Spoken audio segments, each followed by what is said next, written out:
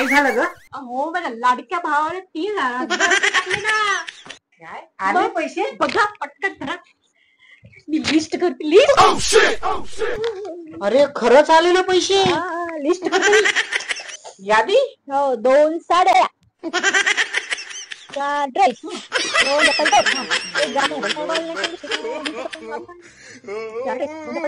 मेकअपचं सामान, बाहेर पाणीचं तेल,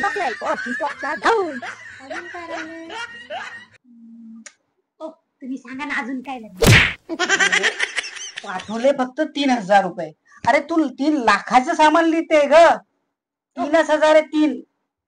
मला काय हो माझ्या लाडक्या भावाने पाठवले. अरे म्हणून काय एवढी मोठी यादी करताय? हा काय दादा तुम्ही पाठवून 3,000 पाठवलं. त्याच्यानंतर 0 द्यायचा होता ना. निदान आमच्या बायकोची लिस्ट कम्प्लीट होईल. ए बाई तुझ्या नादी लागणार ना वाईटच आहे म्हणाव. सांगा ना लिस्ट मध्ये काय राहिलं अजून.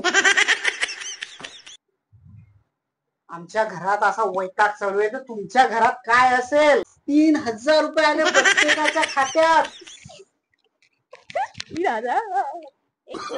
दादा कशाला टाकतो अशा स्कीमा? हॉटेलमध्ये जेवायला जायचं का? म्हणजे 3,000 आहे ना बाई ते 3,000 ना. आज तुमच्या साल्याने दिले ना पैसे हॉटेलमध्ये जेवायला जाऊ. चला चला. तुम्ही पण येणं झालं असेल. तुमची बायको सुद्धा आज तुम्हाला असंच येणं करणार. 3,000 आले. कोणी या बायांना सांगेन का? मला असं वाटतं या बायांच्या डोक्यावर परिणाम झाला. आमच्याकडे आलेत ना. पटकन एटीएम मध्ये लाईन लावा. आज लावली ना तर उद्या सकाळपर्यंत नक्की निघतील. कारण की फॉर्म भरायला बायांनी लाईन, आता पैसे काढायला लाईन.